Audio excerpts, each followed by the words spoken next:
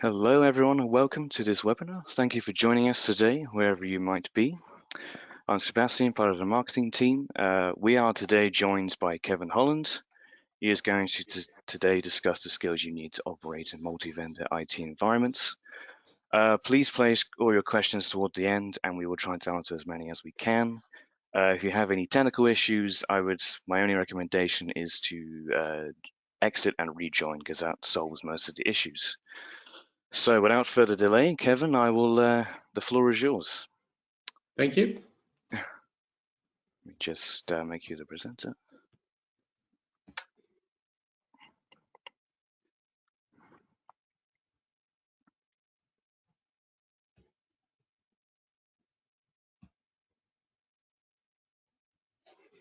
Okay, hello everybody. Hope you can see the screen. Good morning, good evening, good afternoon, depending where you are in the world. I'm Kevin Holland. I'm the Ex-In Chief Examiner for the SIAM qualifications. I was one of the drivers behind exploring SIAM and spreading the word in the UK, particularly in the public sector. I'm now semi-retired, but still involved in things to do with SIAM. We're going to take you through a journey about validating your competence in SIAM, set some of the issues, explore the skills that we need, and propose some solutions for dealing with that validation of the competence.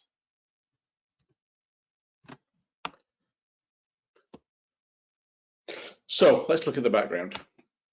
Here's some quotes. Some of these are a few years old, but I think some of these predictions came true.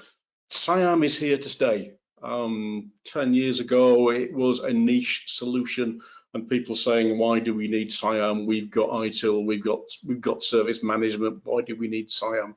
Well, the answer is we do, and some of that take-up displays why we need it. So the global market was estimated to be 2.76 billion in 2016, expected to reach 4.86 billion by 2022. I think it is probably there and possibly exceeded. There have been some significantly large-scale SIAM implementations in the last couple of years. It really has taken off in large organizations, large multinational global organizations, but also small organizations as well. So it is there, it is established as a practice. One from ITSMF UK, SIAM is climbing to the top of the agenda for CIOs as they seek to maximize value from multi-supplier IT service delivery models. Just about every IT implementation out there today is multi-supplier. Even where we have the traditional outsourcing deals with one main supplier, they are still getting services from other suppliers.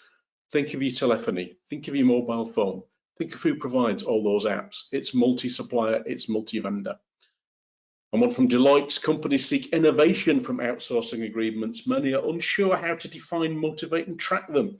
Organizations reported significant savings attributable to the establishment of the vendor management function. So defining, motivating, and tracking outsourcing agreements and even insourcing ones. This is where skills for SIAM come in.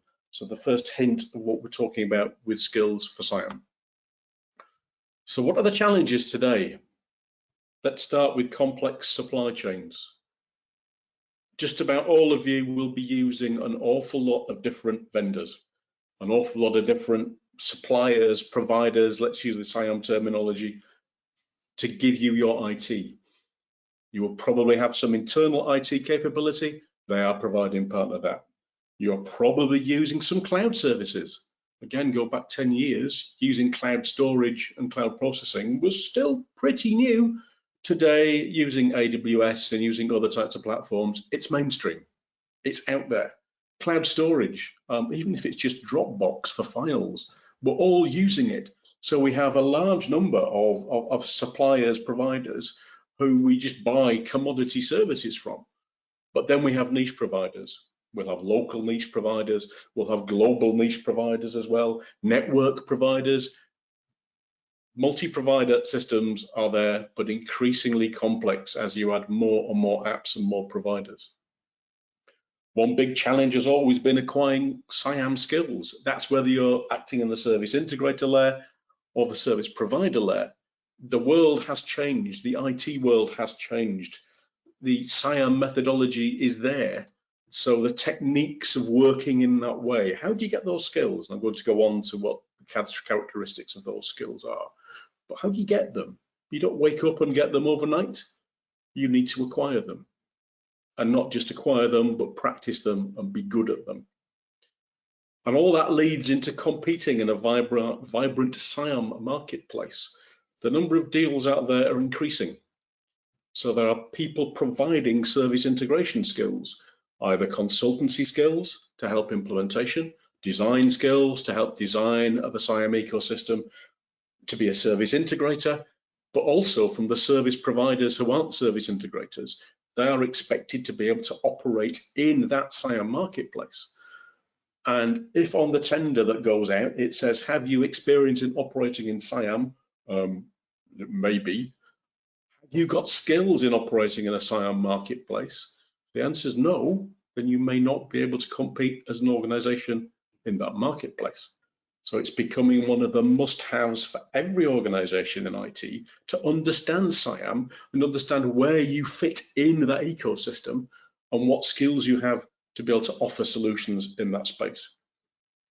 Individuals, particularly as well. So recruitment in IT is still there. Despite the pandemic, there are still requirements for people. How do you compete? How do you offer yourself? How do you distinguish yourselves in that marketplace? Going back many, many years, that distinguishing feature was, I'd been trained in ITIL. And when only a small percentage had that training, that differentiated you and gave you a better chance of gaining employment. Today, SIAM is being asked for. Have you experience of SIAM? So how do you get those skills, and what are they to be able to compete in that marketplace?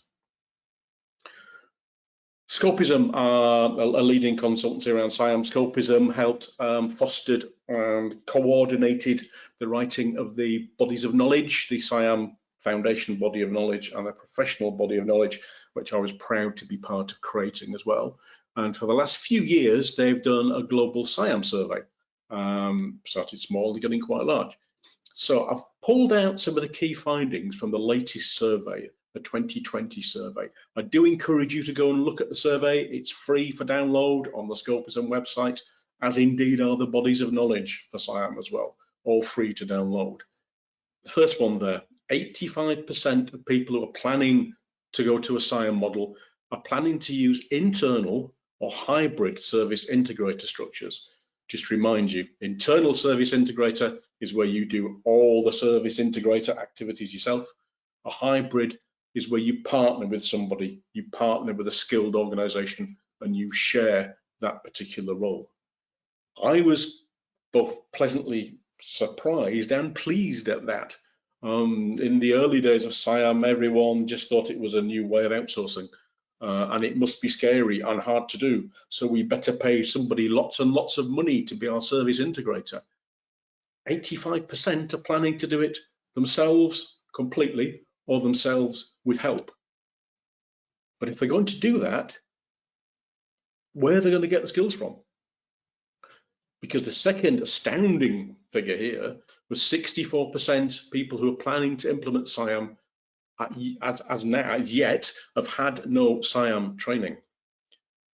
While SIAM isn't complicated, it is different. It's a different mindset. It requires different skills, different competencies, different ways of looking at things. So if you're not planning to get some training, what's going to happen? Magic fairy dust sprinkled on you and it'll all be successful? Now, it could be because they're hoping that they're in a hybrid model and the partner's going to help them get to those skills, get to the right skill level. Or it could be they haven't actually thought about it yet. But as with all parts of IT and all methodologies, training provides that bedrock. Training provides that common language. It kickstarts the skill level. Okay, in a classroom, it's just theory, but it gives you that start. So this really reinforces the need for SIAM training, and SIAM training isn't like ITIL training. There are lots and lots and lots of people out there doing it yet. There should be more, but it is established and it is a good way to acquire skills. And the other role finding there from the Global SIAM Survey was there's no established career path for SIAM practitioners. It's not like accountancy. It's not like a government civil service where there are recognized grades and you move up through that path.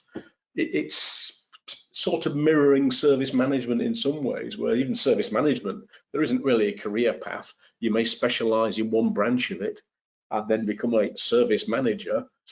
But what does that mean? And someone calls themselves a service manager, how do you know what skills they've got? I was around this industry for a long time and saw people with the same job title, service manager, who did widely different things. So there isn't a career path, or until now, there wasn't a career path. And later on, I'll explain how that issue is now starting to be addressed. So what are the skills for SIAM? When I put together the presentation, I thought I'll do people, process, technology partners, and then thought, nah, that's been done to death. So I've distilled it into 3 main topic areas. The essential skills boil down into what I'll call hard SIAM skills. I could call them technical SIAM skills, but that's probably not quite right. But they're the sort of skills to do with SIAM as written up in the bodies of knowledge, basically. But SIAM doesn't operate in a vacuum. SIAM is about integrating IT service providers, although increasingly it's being used outside of IT now for enterprise management, which is rather exciting. But you need broader IT skills. You need to understand IT. If you're a service integrator trying to coordinate IT providers who are talking technical language, you really should be able to understand it. We're not chefs in the kitchen. We are in an IT world. This isn't the restaurant trade. We aren't in the building trade. We're in IT. You have to understand IT and have broader IT skills. That doesn't mean that you can't have someone working in SIAM who has no IT experience at all. Of course it doesn't. But you need knowledge and skills in IT to be truly effective in any SIAM ecosystem. But third, and I think the most important, are the soft skills, the behavioral skills. And I'm going to talk quite a bit about those. SIAM runs on people. Yes, you have processes. Yes, you have all the rest of it. But actually, it's about people and relationships. That's how you get people to do things that they may be not quite happy about doing, which is often the way in SIAM. So let's start talking about some of those. So the hard SIAM skills. We can't hide away from the fact that SIAM is about IT service management. It's a different way to use IT service management. We know several sources of IT service management. ITIL is, of course, one of the primary ones. ITIL 4 is now being taken up. ITIL 4 does actually cover now multi-supplier management, not surprisingly. There are others. There's SM, BOC. There are, I'm thinking of the names, but there are other quite widely used service management methodologies out there, some with higher take-up in some countries than others. So it's not just about ITIL, but this is still about managing IT services. So change management, incident management, problem management, release and deployment management. I could reel the whole lot off, I'm not going to. And I've lost track about how many processes there are, and they've probably been renamed practices. We know what we're talking about here. You still need to do those. The service providers do those day to day. They are providing the services, so they will be using service management processes to run how they do their business and provide the services. The service integrator will coordinate those processes across all the providers. Therefore, they are part of that end-to-end process and need to be knowledgeable in those service management processes. There are plenty of training opportunities out there to gain those SIAM skills. There are plenty of people working in the IT service management industry who have those skills, who therefore have a very good starting position to work in SIAM, either for a service integrator or for a service provider. In fact, if they're working for a service provider, That will give them most of what they want, not all, to operate in SIAM. The other key area, an obvious area for hard SIAM skills, is the SIAM methodology itself. And I'm talking about the SIAM methodology as described in the SIAM Foundation body of knowledge and the SIAM Professional body of knowledge.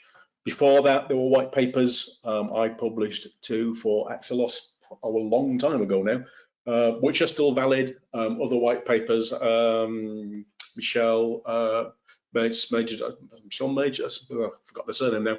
There are others out there though, other SIAM methodology white papers, all of which feed in to what the SIAM methodology is about. And if you look at the SIAM methodology, we split it into various areas. We have SIAM practices. Practices are specific to SIAM. We wrote those up. I'm not going to cover what they are. I'm not going to revisit the entire body of knowledge. But I do advise that if you want to operate in SIAM at any level, either as a provider, a service integrator, a consultant, anywhere in that you should be aware of all these areas of the SIAM methodology, and you should have some level of those skills depending on where you want to be in that career path. At very least, you should have foundation knowledge of the SIAM methodology if you want to operate in SIAM.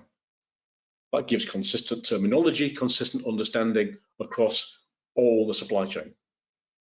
SIAM processes, they mirror the service management processes but have a different focus. SIAM functions, so SIAM functions, what are the functions in SIAM? Service integrator, etc. The SIAM roles, what are the roles to operate in SIAM? And the structural elements, it's a strange phrase, structural elements. We tried to come up with a word for things like running an integrated change advisory board. We came up with structural elements. They are not practices, they're not processes, strictly speaking, they're not functions. They are ways to get people working together in that multi-provider ecosystem. And the terms need to be out there and shared.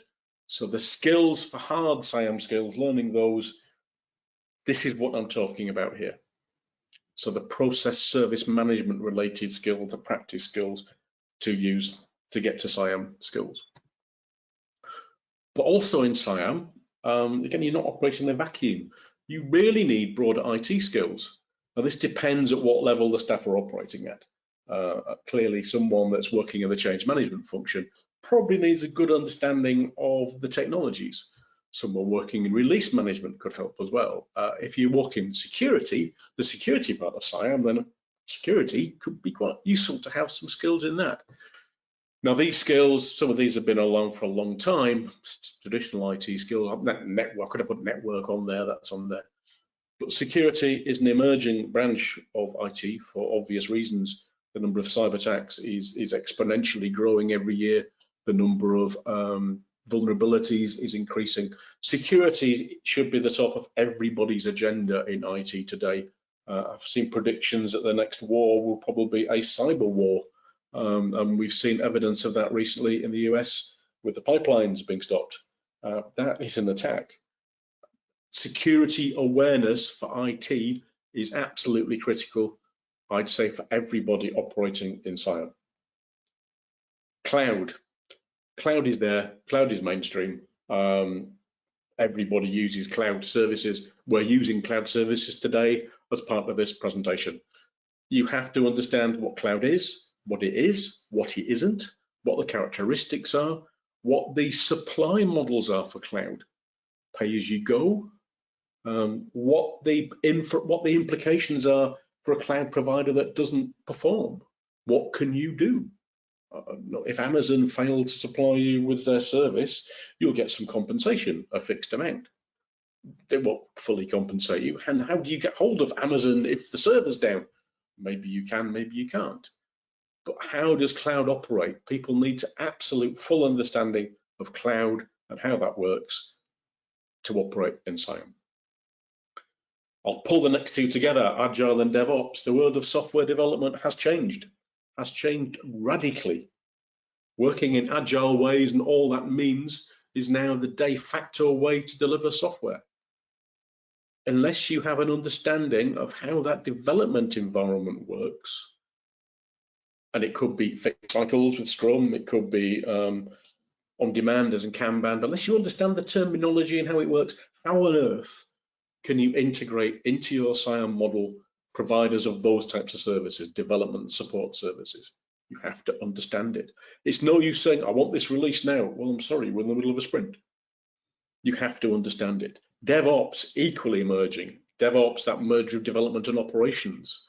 Where does that sit within the SIAM ecosystem? Now, SIAM is there to coordinate. So are elements of DevOps as well. They sit quite nicely together. One potential role for SIAM is to integrate multiple DevOps environments, either internally in a very large organization or external ones. But you need knowledge of DevOps. Foundation knowledge, probably, not the highly developed stuff, but what's it all about? What are the terminology? How does it work? And the last one, integration. I'm looking at particular IT integration, tool set integration.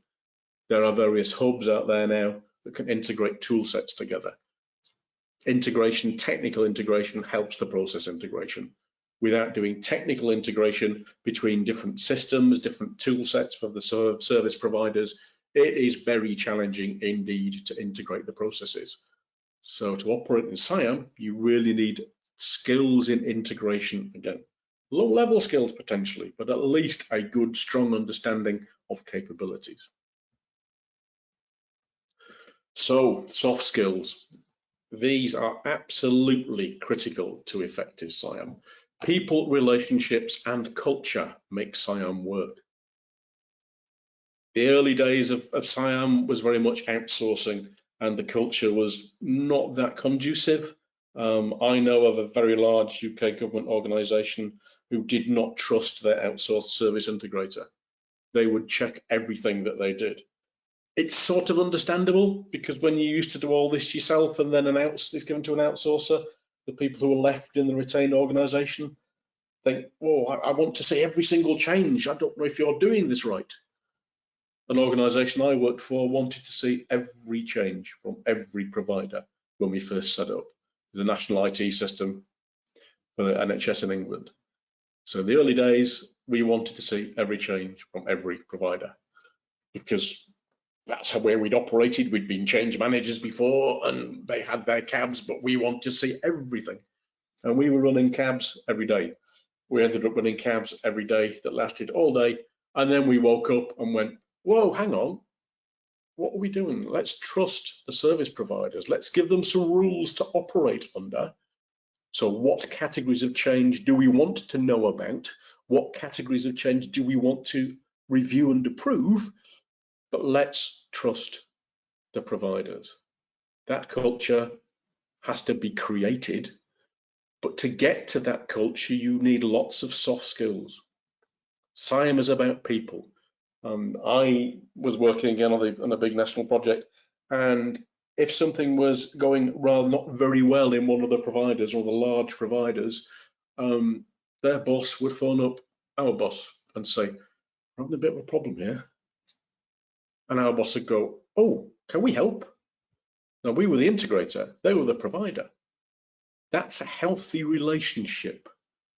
Not relying on contracts all the time and not saying it says here in the process we must do on it. It's about people and relationships. It's a family. Looking at parallels in other industries, in Japan, in the banking industry, it's like a family. So the customer realizes that they are 100% reliant on the provider. The provider realizes that without the customer, they're not in business, and they try to work together as if it was one organization. That has to be the goal for SIAM. But how do you get there? These are the soft skills, especially the service integrator who's acting as that broker, that facilitator, that mediator, oiling the wheels, making it all happen. But at times being the supreme authority, saying, no, this is how it's going to be. It's no use shouting at people all the time saying, we're the integrator, we're in charge, you will do what we tell you to do. That does not help. That does not give effective SIAM models. So some of the skills, an obvious one, communication. giving people the right messages in the right way and confirming that they've had that message. Everybody working in a service integrator needs communication skills, well developed. That includes listening skills, the ability to understand how the other party wants the message to be put across and giving it in that way, and then confirming that they've received it, positive confirmation. There is a very, very well-developed training environment for communication skills. Lots of providers will offer you courses outside of IT. This isn't about IT at all. This is about communication, the different ways of communication. There's websites, there's briefings, there's one-to-ones, there's a whole raft of them. But you need to understand communication skills. The service providers need those skills as well when they're communicating with the service integrator. The customer needs them when they're communicating with the service integrator. Remember the full layers of the ecosystem. Probably the most important bedrock soft skill for any IT, to be honest, but SIAM in particular, communication. So have you got those skills? Have you got a training program for those skills? How do you know that your people have those skills? Do you measure them? Is it something you ask for at recruitment? Have you got communication skills? Yes. And that's it. Maybe not. Maybe you should go further. A key one for the service integrator, facilitation. Facilitation, making things happen. Facilitation is crucial. The integrator cannot do everything themselves, and nor should they. And I'll use an example. Early days of the National Programme for IT, we had a couple of problems, using the ITIL terminology, that came up, and it took us quite a while to get them fixed. And they involved multiple providers working out, where is the issue? Is it with you? Is it with you? And they all went, not me, not me, not me. We've all seen that situation before. So we called in all the problem managers and incident managers from all the, I think it was 6 providers at the time, into a workshop. And we said, right, what we need to do is come up with a better cross-provider major incident management process and way of working. And all the providers said, well, you're the integrator. Are you going to tell us what that way is? And my friend who was leading it said, well, no, you've all got things to offer. You've all got experience. You all understand this.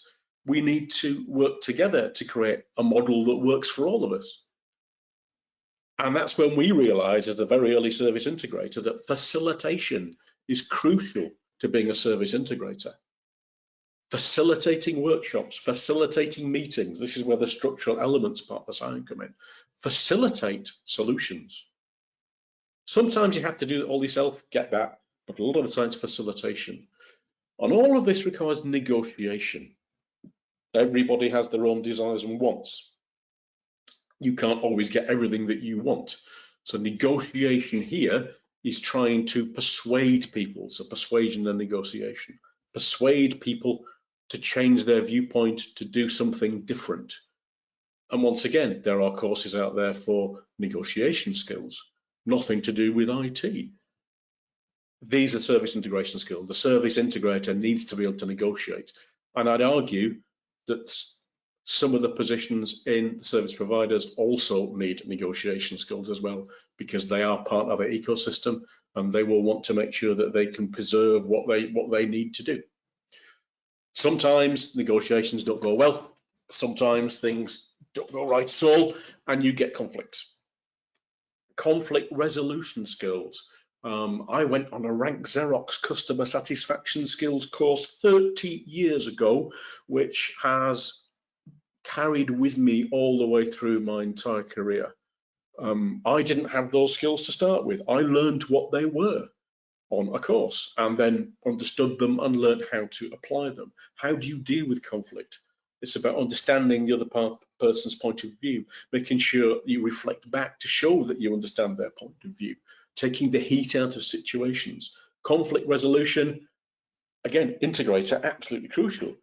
But every provider should also have those skills for the people who are working face-to-face and facing off to the other providers and to the integrator. One less obvious one, coaching skills. providers often have different levels of experience. Using facilitation and coaching, an integrator can help bring providers who are less capable in certain areas up to the same level. One of the small providers that we had, a GP systems supplier, very small, 15 people in the entire organization, did some very good IT systems, had no experience of service management. And their contract said, you will be skilled in IT service management. And they said, but we're not quite sure. Do we need to go on a training course? And we said, that would be useful. But as the integrator, we went and coached them. We shared our knowledge. We helped them to gain understanding to get to a level. Coaching also then brings in relationships. You get to know people, you get to trust them. And that's essential in SIAM and can really help avoid the conflicts. And the last one on there, organizational change. Every SIAM implementation I've seen is an organizational change. So change to the mindset, the attitude, behavior, and culture. Organizational change skills are crucial to implementation of SIAM. That's no matter where you are in that ecosystem. If you're a consultant offering your services, and you really should be offering that. If you're a service integrator, it doesn't stop when you sign the contracts and everything works. That organizational change will continue. So you need those organizational change skills. This is a lot of soft skills. All of these have their own niche within the training companies. All of these can be trained. All of these skills can be acquired. Some people have them naturally. Some of your recruits may have already got them through where they've worked. So look for those, put those in your job specifications for working in a SIAM model, but think about them and how they apply to your situation. So how do you gain and validate skills? An obvious way to gain skills is formal training courses. There used to be classroom, recently obviously online. I think one of the positive things that's come out of COVID is a refreshing look at how to deliver online training. Some providers have been doing it for a while. They're very, very good at it, but basically everybody's had to do it because of the pandemic.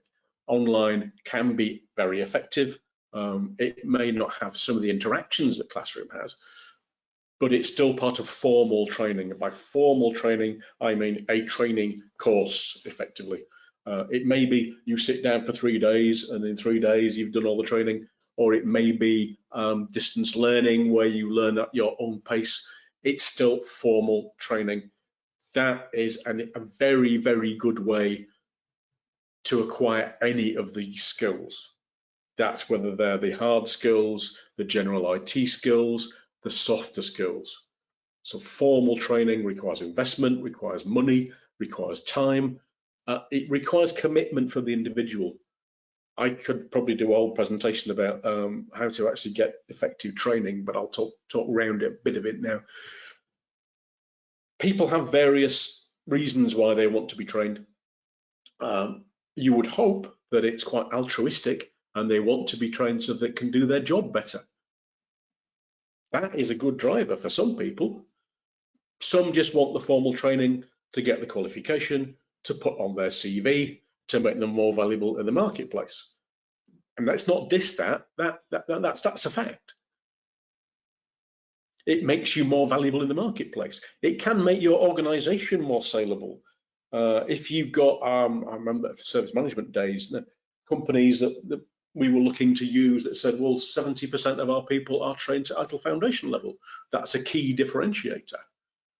So formal training is essential, but you have to make sure that individual is committed to that training, committed to the learning that they are given, not just learning for 3 days and then forget it again because they've now got the certificate, but commitment from that individual to take the skills acquired in that formal training and practice them and hone them and use them, because that is how you get effective learning. Those of us that know how to drive, remember when you first learnt to drive and someone sat next to you and told you the basics of moving the steering wheel and changing gears with the hand and everything? And then hopefully you practiced those skills afterwards, and we've probably all made some mistakes when early days of driving that we wish we hadn't made, but we learned through those mistakes how to get better. Now, the first time you crashed the gearbox, that clunking noise, you learned how not to do it. It's the same for SIAM skills. It's the same for IT skills. They have to be practiced. If you don't practice them, you lose them. A friend of mine learned to drive, didn't have a car, and never drove for 15 years, and got in a car and had forgotten how to do it and had to go and refresher training. And that comes into post-training support. So as an organization, what do you do with people that come back off a training course? Do you say, well done, right, back to the job, and forget about it? That is not effective. It's not effective outside of SIAM, but for SIAM particularly, you need to get people using those SIAM skills they've just been taught about. You do that in several ways. One key one is mentoring. So assign a mentor.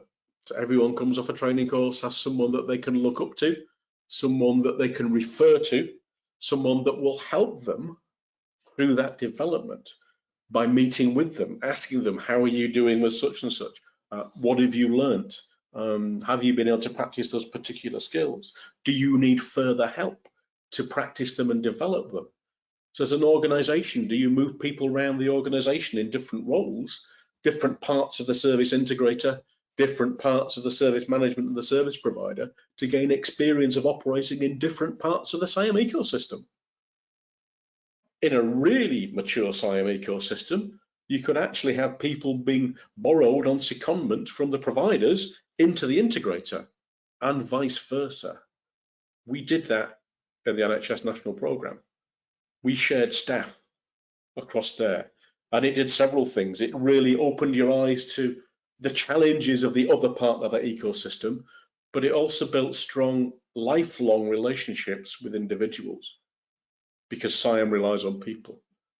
So that can be very effective, mentoring across the ecosystem, and coaching as well. Coaching in the true sense of the word, and you can be trained in coaching skills, how to get the best out of people, how to help them, how to be a shoulder for them when things aren't going very well.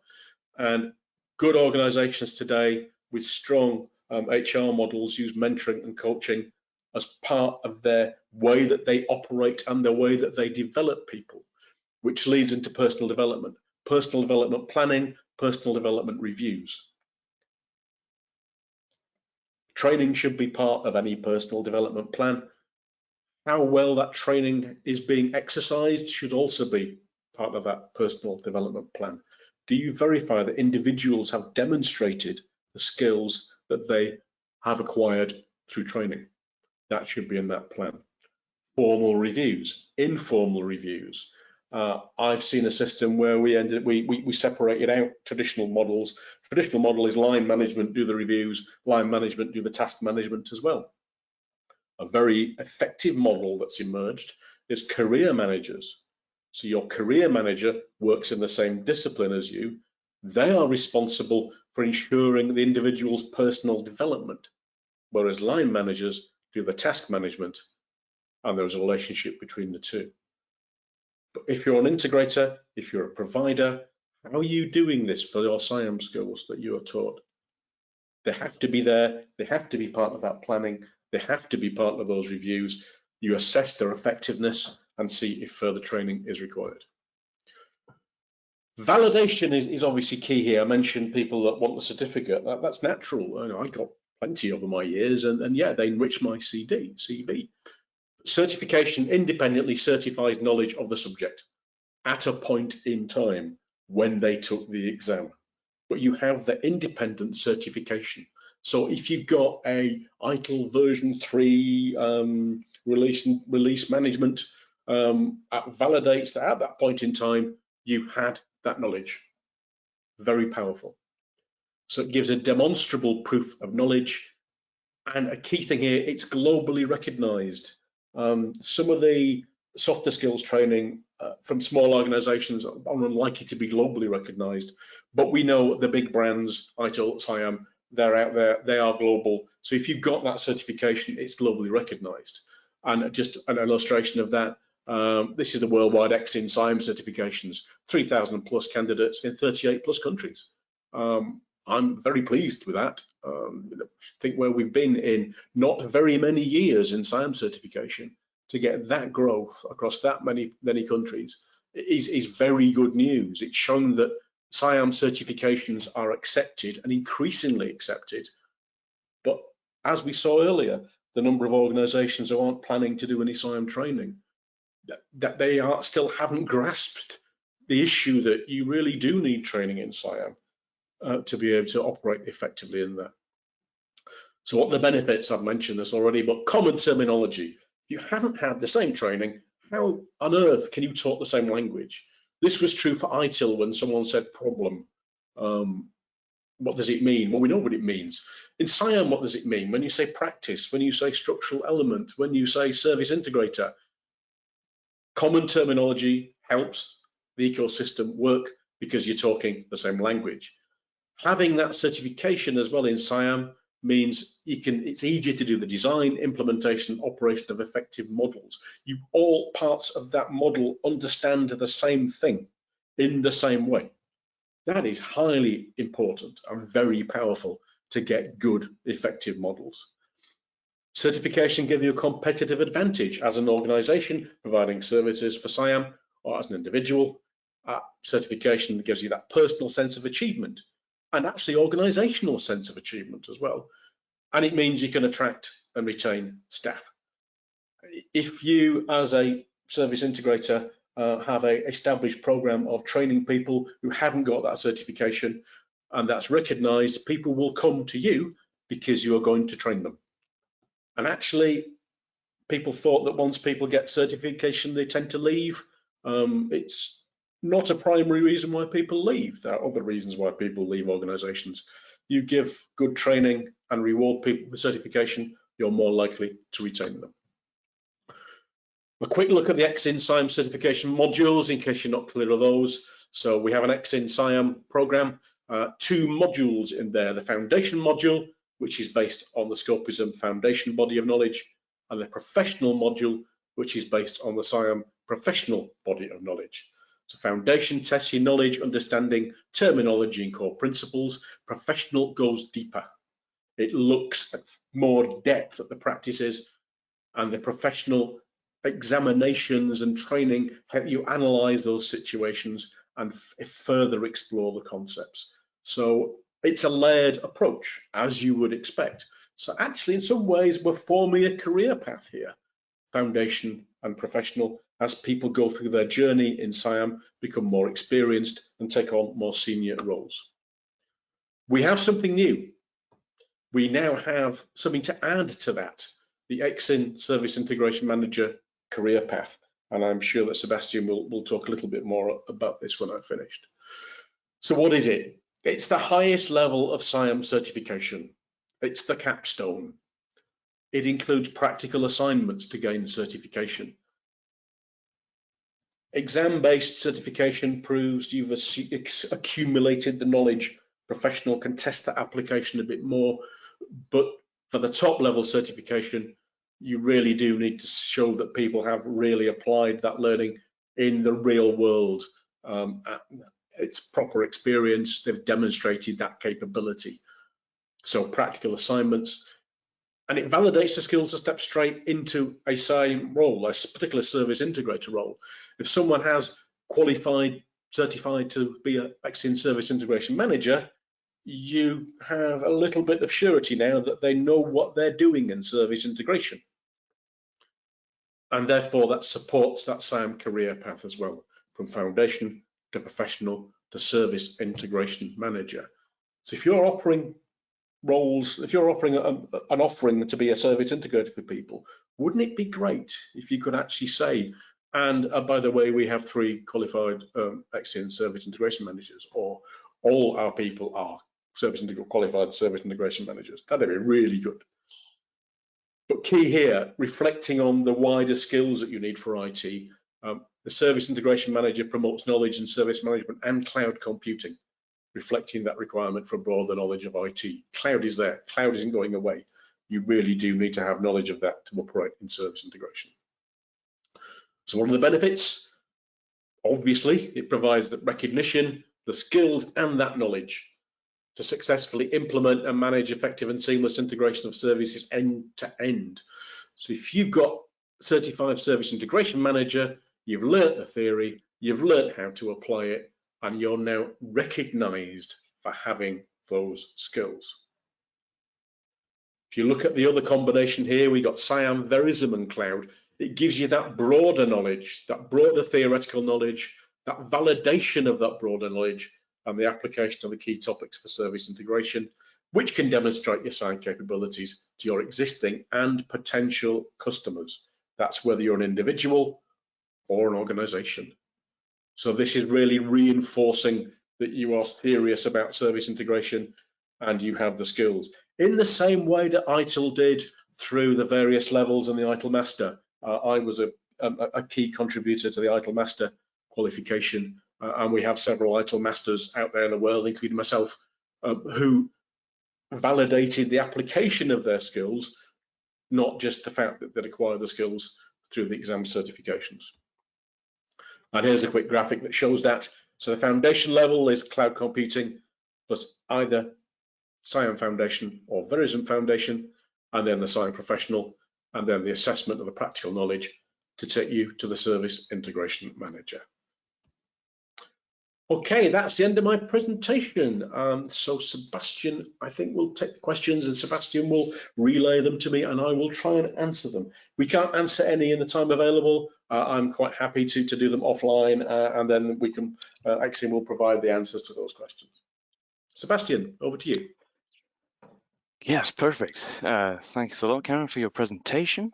Can I just take back the reins of sharing the screen? Let me just.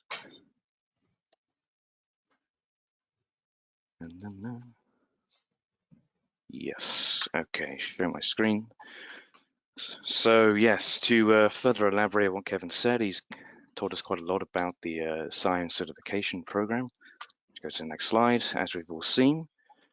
So yes, we have this new career path that's been recently launched. If you want to take your SIAM skills to the next level, you can gain further recognition as a service management professional. Exemptions are available in case to reach this career path. I'm now going to paste some links to you in the chat so you can take a look at our website. But don't worry, these links will also be made available to you in the follow-up email later on. So in case you miss any of this or didn't have time to view these links, no problem at all. So I'm now going to open up the floor to some questions. So if you have a question, please whack it in the questions box, and we'll try to answer as many as we can. I'll just give people a few minutes to ask any questions.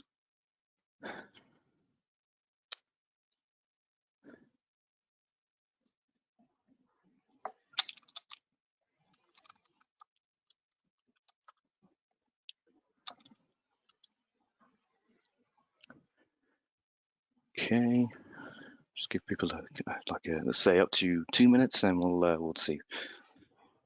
I've clearly done far too good a job at explaining it. Indeed. I think the thing I'll stress here it is about the softer skills.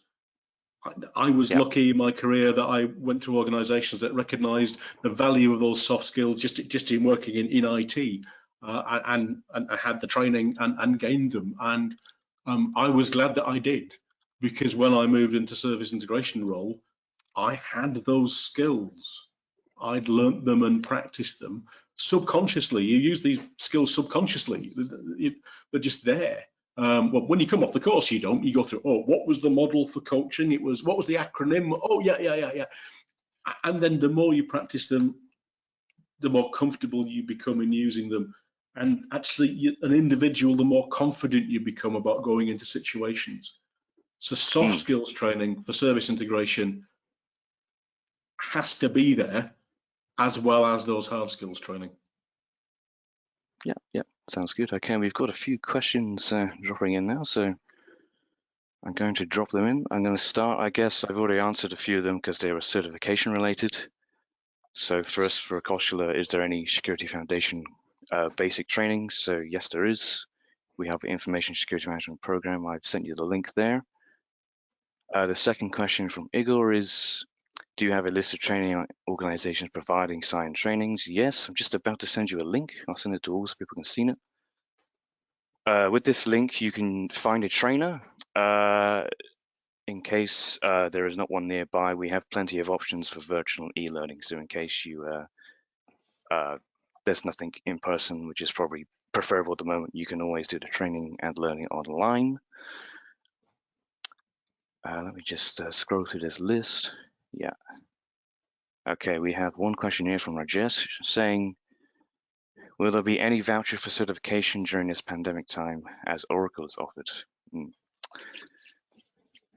This is a question I unfortunately can't answer at the moment, but it's a very interesting suggestion, and we see what we can do there. Please bear with us. Interestingly, during the pandemic time, the level of training being given in SIAM has dipped very slightly, but has continued all the way through the pandemic.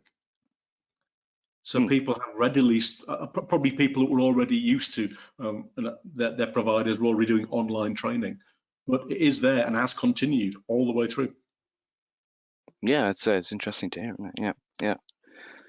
Sorry, I can't answer that question in any more detail right now, so I'll have to move on to the next one. I have a question from Jan van Bon. It's very Jan. simple. Hello, Jan.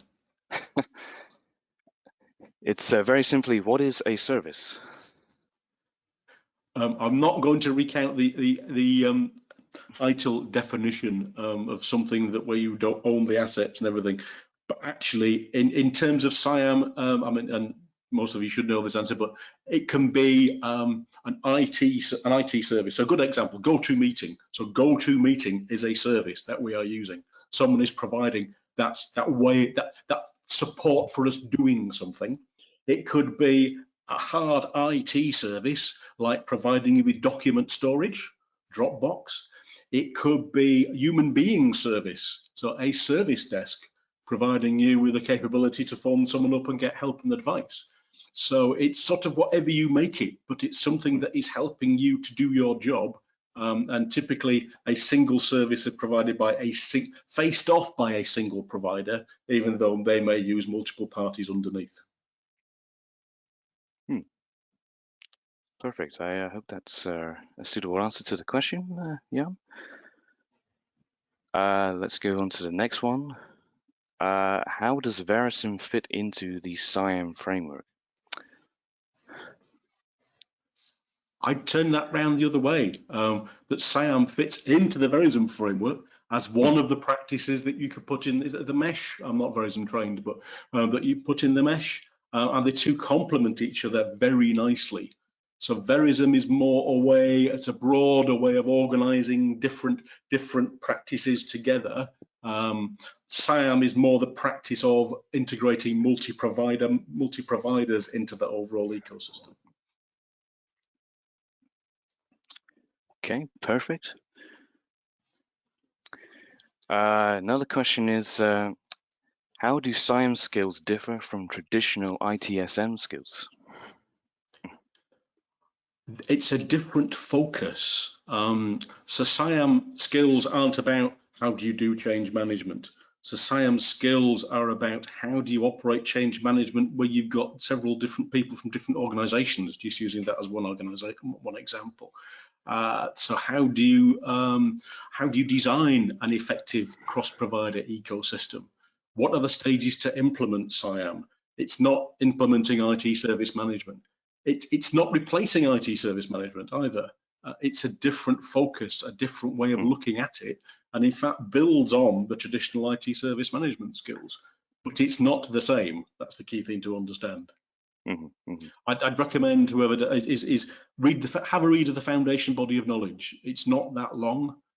It will give you a good insight into where SIAM sits against traditional service management and what it's all about. Perfect. Okay. The next question is a bit broader. So it's, Can you give a broader idea on what SIAM is and its competencies?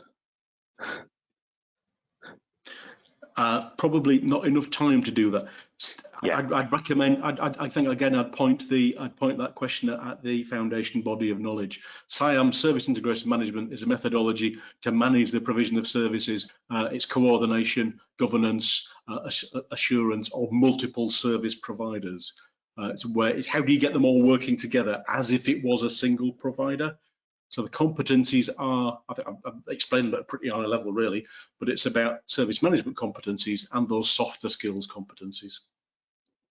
Okay, perfect. Got another question from Jan. So if you want to integrate service, you should at least have a uniform definition of service. So what is the definition of a service used in SIAM? Jan always asks me awkward questions, and I haven't got an answer to that one. Okay. Part of your SIAM design should be to look at what are the services that you want to have provided into the organization, and design that into which suppliers, which providers do you want to provide it.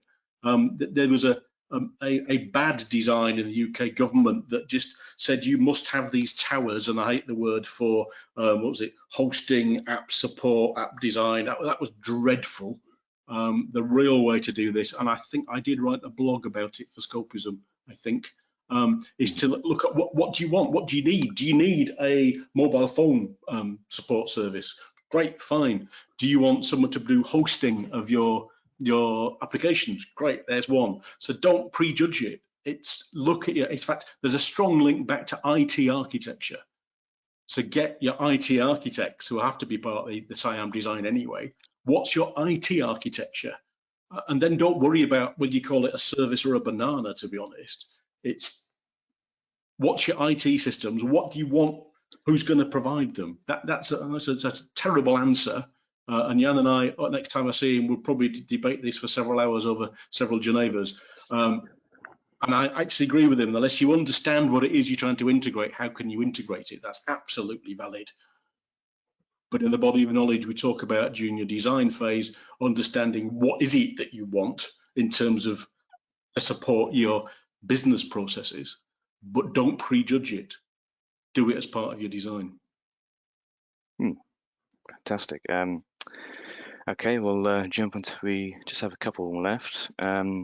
Next question is, how do we adopt DevOps in SIAM? How do you adopt DevOps in SIAM? That's a very good question. We think DevOps is that practice combination development and people in the operations. In some ways, it sort of counters the service integrator, because DevOps tends to be about the same organization doing the development and then the operation. It's not really looking at integrating multiple providers. So DevOps is by itself a sort of stovepipe of a development team that then support their own work, if you like. SIAM really sits above that if you then have other providers. And I'll use an example from my previous employer. We had an internal DevOps team who were developing a major application used across the NHS in England day to day all the time. We then had another DevOps team who were actually doing another clinical system used across the NHS as well. They both relied on the same network. They both relied on the same authentication system. So we had an authentication provider, a network provider, and two DevOps providers providing a service. Sorry, I had to use the word. As service integrator, we coordinated what happened. So the network wanted to make a major network change. We coordinated the communications to make sure the providers knew and could impact it, and we relayed back what the network team had to do about it. That's one example. Scheduling releases where the release of one application could affect the others. The service integrator did that scheduling, working with the providers. Major incidents. There was a big incident in the NHS with email attacks, etc., etc., etc. As a service integrator, we coordinated all the investigation activities, all the resolution activities, because it was a virus attack that affected some of our providers as well. So with a security coordination hat on, the service integrator integrated that, working with two different DevOps, there was more than two, but the two DevOps teams, the network provider, and all the others as well.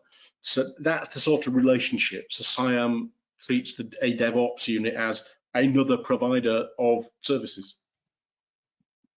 Okay, perfect. I have a question from Moses regarding how X in cloud computing differs from other certifications.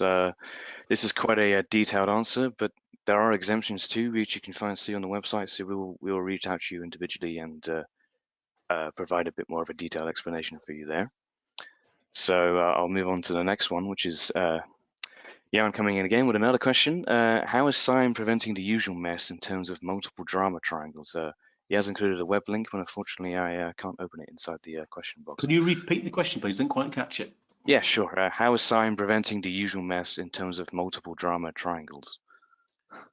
I'm presuming, I'm not up with the phrase, Jan, but I'm presuming you mean when you've got lots of people going, it's me, it's you, it's not me, it's you, it's him, when things go wrong. I'm presuming that's what it is. SIAM can't prevent it. SIAM can help sort it out when it happens. And it's using the relationship skills to heat out the situation and come up with a major incident management process that coordinates multiple parties.